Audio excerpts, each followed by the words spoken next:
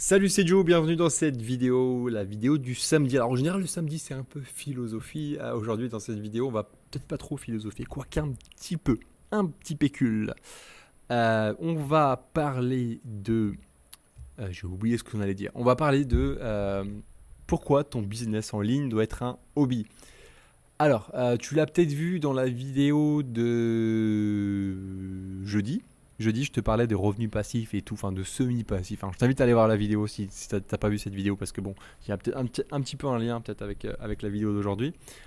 Et du coup, aujourd'hui, on va parler de si tu crées un side business par rapport à ton activité de freelance, tu vois. C'est un peu le truc que je voulais dire cette semaine par rapport aussi au fait de s'organiser un planning, tu vois.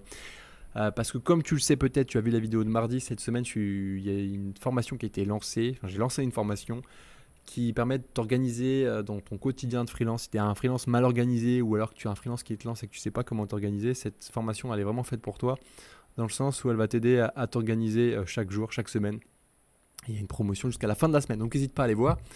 Maintenant, pour pas revenir à nos moutons, il y a notre business en ligne qui est finalement notre mouton. C'est un peu bizarre, un business en ligne, un mouton, de la laine. Le mouton est un animal à poil. Je te laisse répondre en commentaire. Je sais pas si tu la connais celle-là. Tiens, ça me rappelle un bon souvenir avec un bon pote. Bref. Euh, Parenthèse terminée. Pourquoi ton business en ligne doit être un hobby? En fait, qu'est-ce que j'appelle business en ligne d'abord? Pour moi, le business en ligne, c'est pas forcément d'être freelance. C'est-à-dire que en fait, je vois dans mon audience qu'il y a une certaine catégorie de personnes qui est en train d'arriver, et c'est cool, tu vois, parce que ça permet en fait de dessiner un petit peu le profil de l'audience. Et ce profil de l'audience, en fait, il est assez similaire au mien. C'est-à-dire que c'est quoi? C'est des gens qui ont tu vas peut-être te reconnaître là-dedans, tu me diras en commentaire aussi, après avoir répondu à la question du mouton, si c'est un animal à poil, tu vois. Bref, petit délire perso là, sur cette vidéo. On est samedi, on se lâche. Bref, tu fais partie de ces gens-là qui veulent devenir freelance parce qu'ils aiment bien, ils ont une passion peut-être pour le développement web, une passion pour le graphisme, une passion pour la vidéo, une passion pour je ne sais trop quoi, qui te permet de faire de la prestation de service. Et c'est génial parce que je pense que pour démarrer en tant qu'entrepreneur, il n'y a pas mieux que de faire de la prestation de service ou de vendre des choses, tu vois, vraiment physique, quoi, tu vois, parce que ça te permet d'apprendre le marché de l'entrepreneuriat de base, tu vois, mais qui ont cette idée derrière en parallèle de faire quelque chose, peut-être un business en parallèle, ce que j'appelle un peu semi-passif dans ma vidéo de jeudi. Et du coup, ils mènent ces deux trucs de front, tu vois, ce qui est un peu compliqué des fois, tu verras, c'est aussi pour ça que j'ai fait la formation de mardi. Mais en gros, voilà, tu as ces deux trucs de front, et puis si ton business en ligne, c'est pas un hobby, si t'aimes pas ce que tu fais, si tu fais juste pour l'argent, il y a forcément un moment donné, tu vas arrêter et ça va pas marcher.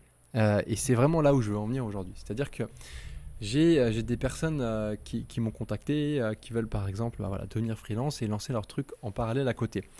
Le truc, c'est que tu peux pas commencer un business euh, semi-passif si tu n'as pas un minimum d'expérience dans quelque chose. Typiquement, par exemple, j'en sais rien, si tu veux vendre des extensions WordPress, tu vois, il faut que tu aies un minimum d'expérience dans le développement web. Si tu veux,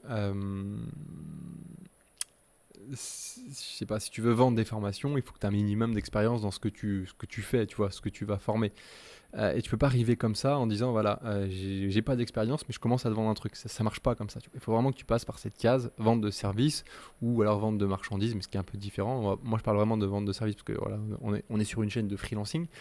Mais voilà, tu peux pas arriver comme ça. Et le truc, c'est que mener d'un côté ton activité de freelance et mener d'un côté ton activité pour vendre par exemple des formations, ça prend énormément de temps. Ça prend énormément de temps dans ton planning parce que tu dois faire tout un système de content marketing avec des contenus que tu publies régulièrement. Nanana, nanana.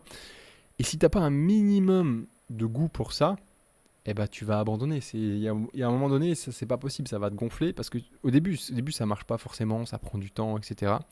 Ça va peut-être prendre 1 an, 2 ans avant que ça fonctionne correctement, tu vois ton truc. Et si t'es pas un minimum passionné par ça, si t'es pas un minimum passionné, je sais pas, par exemple, tu vois, trouver un micro pour faire des podcasts comme ça, tu vois, acheter un trépied, kiffer mettre le trépied avec l'iPhone aujourd'hui pour graver la vidéo.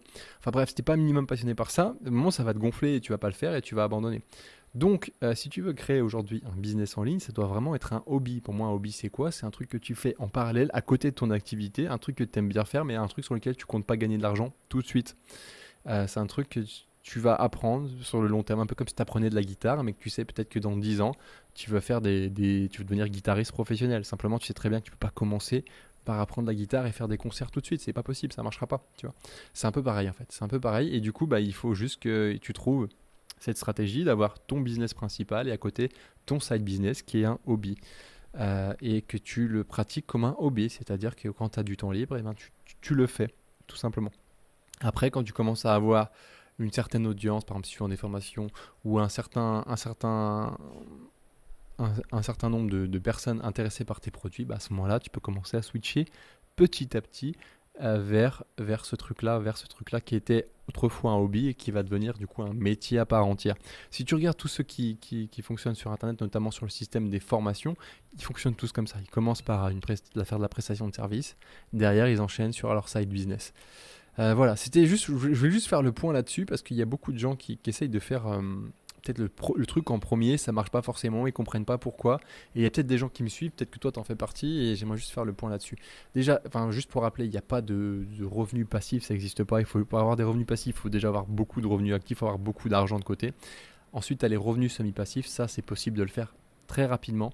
Mais ça prend du temps et comme je te dis, c'est bien de le voir comme un hobby. C'est ton hobby, tu vas faire ça le samedi, ça va te faire kiffer, tu vois, c'est ton petit truc, tu vois, que tu vas faire le samedi pour kiffer. Un peu comme moi, avant j'étais DJ le samedi, tu vois, c'était mon kiff, je faisais mon truc le samedi, ça me rapportait de l'argent. Et sur le long terme, ça m'a rapporté de plus en plus d'argent parce que ça grossissait. Pas quoi que je réinvestissais tout dans du matériel parce que c'était un hobby justement, je kiffais, tu vois. Après voilà, il y a un moment donné, faut trouver la limite entre le hobby et le vrai travail. Mais si tu es assez intelligent, bah, ça va se faire tout seul. Ça va peut-être prendre du temps, mais tu vas améliorer le principe tout seul. Voilà. Juste un truc pour terminer cette vidéo. Comme tu sais, cette semaine, il y a une formation qui est sortie. Cette formation, c'est une formation pour t'aider à t'organiser si tu es freelance. Alors, si tu fais partie de ces freelances qui ont le symptôme d'être un peu perdus dans leur planning, qui ont l'impression de subir un peu leur semaine, qui sont pas motivés, qui manquent de motivation, qui font de la procrastination intelligente. C'est horrible ce mot procrastination, c'est dur à dire. Procrastination, voilà, procrastination. Je procrastine, tu procrastines. Bref, voilà, si tu fais partie de ces gens-là, ou alors si tu as un freelance qui veut se lancer mais qui a peur de tout et qui ne sait pas comment s'organiser, cette formation elle est vraiment faite pour toi. Il faut en profiter parce qu'elle est en promotion jusqu'à la fin de la semaine. C'est mon devoir de te dire d'y aller en tant que personne freelance qui a un peu plus d'expérience parce que je veux vraiment que tu sois bien organisé. Donc voilà, et c'est pas un truc qui est du flanc, je l'ai créé avec 5 ans d'expérience en agence, 2 ans de moi-même tout seul, plus 2 retours d'expérience de personnes qui l'utilisent aujourd'hui chaque jour avec moi. Donc je sais que ça fonctionne.